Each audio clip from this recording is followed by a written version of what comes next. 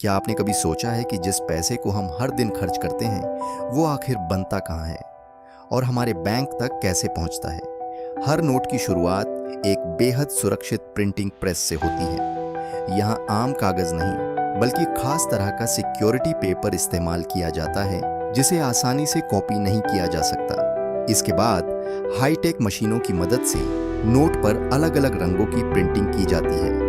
फिर उस पर watermark, security thread, micro text और दूसरी सुरक्षा विशेषताएं जोड़ी जाती हैं ताकि नकली नोट बनाना लगभग नामुमकिन हो जाए।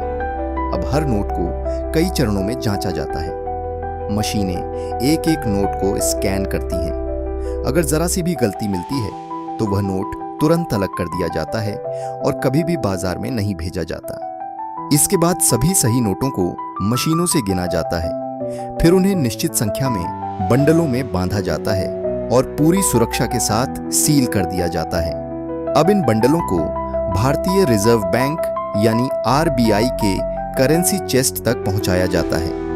यहीं से पूरे देश में अलग अलग बैंकों की जरूरत के हिसाब से नोट भेजे जाते हैं। जब आपके शहर के बैंक को नकदी की जरूरत होती है तो आरबीआई वहीं तक ये नोट पहुंचाता है।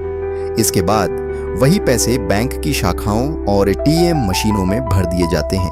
और जब आप एटीएम से कैश निकालते हैं या बैंक से पैसे लेते हैं तो आपके हाथ में वही नोट आते हैं जो इस पूरी लंबी और सुरक्षित प्रक्रिया से होकर गुजरे होते हैं। यानी आपकी जेब में रखा हर नोट सिर्फ एक कागज का टुकड़ा नहीं बल्कि कई स्तर की सुरक्षा, जांच और सख्त निगरानी के बाद आपके पास पहुंचा होता है।